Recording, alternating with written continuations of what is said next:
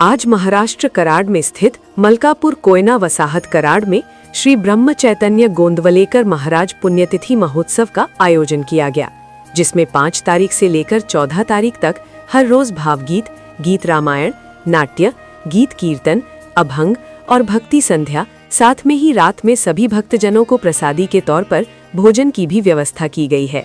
हर रोज सभी महाराज प्रेमियों ने कुछ न कुछ कार्यक्रम में भक्ति पूर्वक हिस्सा लेकर इस कार्यक्रम की सुंदरता और बढ़ाई।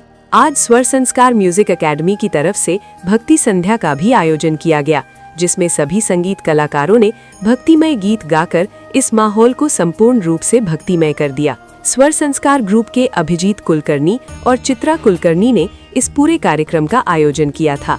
साथ में इस कार्यक्रम का सूत्र संचालन मानसी बेलापुरे ने किया। ये पूरा कार्यक्रम गोपीनाथ भालचंद्र कुलकर्णी चैतन्य कृपा उपासना केंद्र कोयना वसाहत मलकापुर में किया गया और दिन भर राम नाम का जप चालू रहता है। तो आइए देखते हैं महाराष्ट्र कराड़ से हमारे मुख्य संवाददाता और महाराष्ट्र के उप सचिव पीयूष गौर की एक और विशेष भक्तिमय रिपोर्ट। सगळी मंडळी आपापला व्यवसाय आहेत आणि अत्यंत मेहनतीनं तळमळीनं या सगळ्या गोष्टी शिकून आपल्या समोर मांडतात। सो त्यानंतर डॉक्टर निलिमा वनारसे कराडमध्ये अनेक वर्ष ही सगळी मंडळी प्रॅक्टिस करतात। मुळातच काय की वैद्यकीय क्षेत्रातल्या मंडळींविषयी म्हणजे डॉक्टरांविषयी हे आयुष्यभर प्रॅक्टिस करत असतात, पण अनेक वर्ष प्रॅक्टिस करतायत, अखंडपणे प्रॅक्टिस करतात। त्याच्यासाठी पण आपल्याला दाद द्यायला पाहिजे, कारण सकाळी 7 वाजल्यापासून रात्री 9 वाजेपर्यंत पेशंटची हुज्जत घालून आणि पुन्हा मग कारण गुगलमुळे ना डॉक्टरांना खूप कमी काम राहिलंय आता, कारण पेशंट येताना निम्म गुगल सर्च करूनच येतो आणि मग तो येऊन सांगतो। वाढलंय आणखी, कारण त्यांचं ते अनलर्न करण्याचीच खूप मोठी जबाबदारी असते।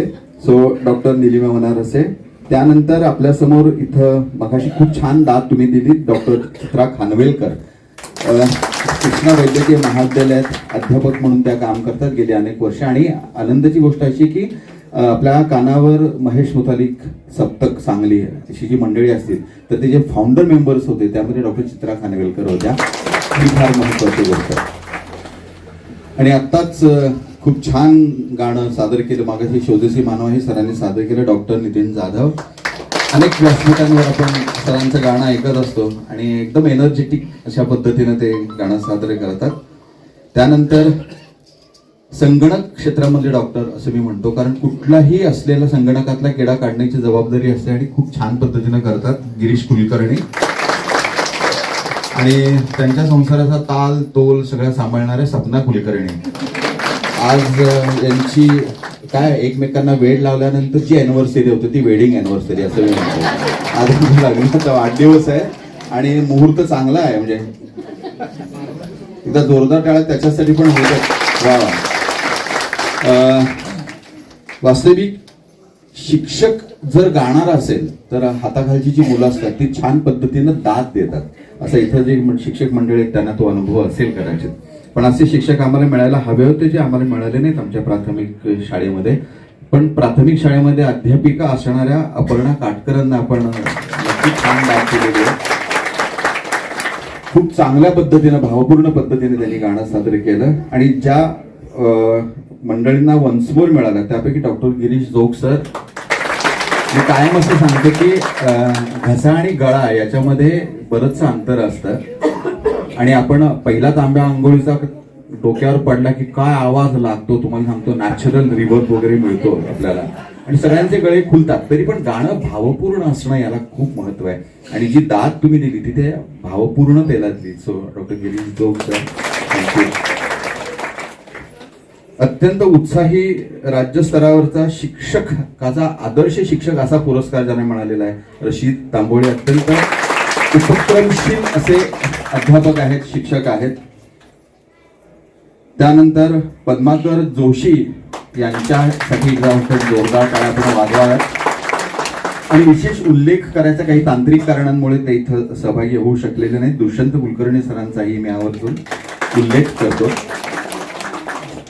त्यानंतर या कार्यक्रमामध्ये हार्मोनियमचे साथ संगत करणारे आपण सगळेजण ओळखतो, अनेक वर्ष राजेंद्र कुलकर्णी सरांना आपण ओळखतो आहोत। हार्मोनियमची साथ संगत करतात आणि खूप डिसिप्लिन आणि खूप वेळेचं असं सगळं त्यांचं छान गणित असतं आणि ज्याला वेळ कळते त्याला योग्य तिथे योग्य सूर कसा द्यायचा तेही कळत असतं. तो खूप छान कुलकर्णी सर. यानंतर या कार्यक्रमामध्ये तबल्याची साथ संगत आपल्याला करतायत. एकदा जोरदार टाळ्या तबल्याची साथ संगत करतात अभिजित कुलकर्णी यांच्यासाठी हे होत्या. लग्नाआधी तबला वाजवायचो, लग्नानंतर वाजवणं संपलं आणि बडवणं सुरू झालं असं.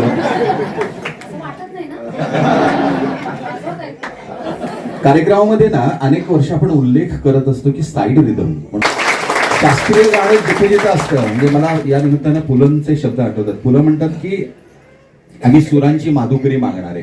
यासाठी शास्त्रीय गाणं ऐकणं फार महत्वाचं असतं आणि आकाशी सर गेले अनेक वर्ष आमचा आवाज आपल्यापर्यंत पोहोचतो आहे. सागर सूर्यवंशी दादा यांच्यासाठी आपण जोरदार टाळ्या वाजवाव्या.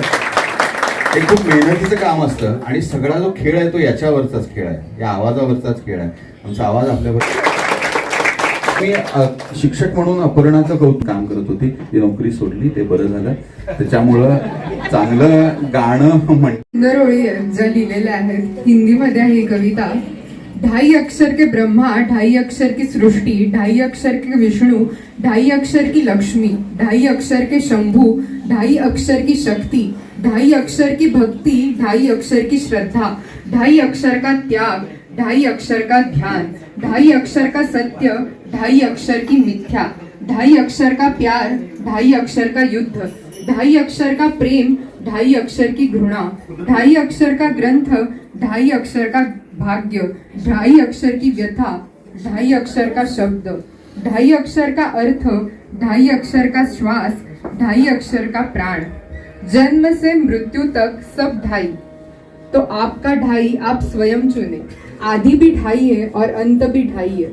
या परमेश्वराने हा खेळ मांडलेला आहे, परंतु या सगळ्यामधून सुद्धा आपण एकत्र येतो, त्याचं नाव घेतो, नामस्मरणात दंग राहतो.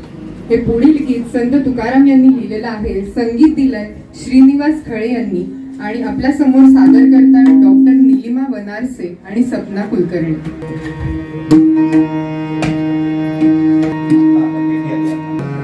माणसानं आपल्या अवतीभोवती एवढं कॉन्क्रीटचं जंगल उभारून घेतलंय की निसर्गाचं सानिध्य मिळवण्यासाठी पण आपल्याला वर्षातले 4 दिवस सुट्टी काढून कुठेतरी बाहेर जावं लागतं, ट्रिपला जावं लागतं, किंवा हल्ली लोक नॅचरोपॅथी सेंटर्स मध्ये जाऊन नेचर थेरपी जी असतात ती घेत असतात, किंवा पैसे देऊन आपण निसर्गाचं सानिध्य हल्ली उपभोगतोय.